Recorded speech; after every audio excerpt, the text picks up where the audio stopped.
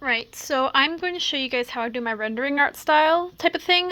So as you see here, this is a drawing of my character Sparkpup for Poppy Playtime. Colored line art, that sort of thing. So I use Procreate. Sorry if the camera's shaky. I'm using my hand to film because, yeah. So first I do this and then select. So that selects the whole layer. It might be a little bit different for you or whatnot. You can also use this and do automatic and then invert. That can work too if you only have, say, for example, only the line art. Why is the line art so scuffed? Huh? How did that happen? I don't know. Say all this line art, you can do that, invert, select same thing.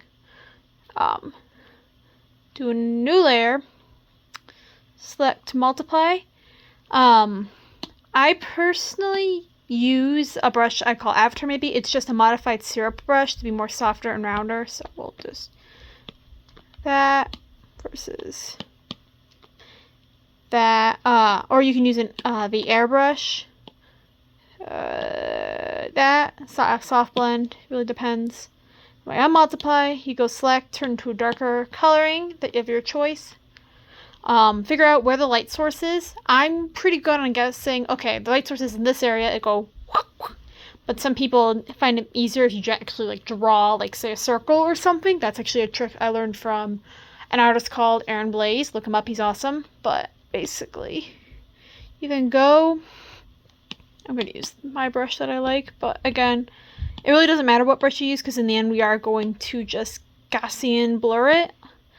We're just doing this kind of slapped haphazardly because I don't exactly have a care for this drawing. Use that Gaussian blur. It's still super dark, so you just go and make it pale. Do another layer, and this is where you go in more detail. I'm going to skip this. Alright, so you see it's like this. I also do add, for fur and stuff, I do add fur details in it. Again, do that. Gaussian blur. Now there's two ways you can do the kind of lighting effect. The newer one I have found is do add and then do whatever color. I have a gold color for that, or you can also do cooler tones. So it does a couple different things depending on what color light you have going on. Obviously she has more of a yellow orangish light going on, so I'm going to do kind of like this. It's very obviously, that is the light source, because light source here and then light source there. Do that kind of thing. Something like a more yellowed light source from above. And obviously I'm just kind of slapping this together, but Gaussian blur, and then you also can go in and then lighten it. So there's that. Wow, rendered.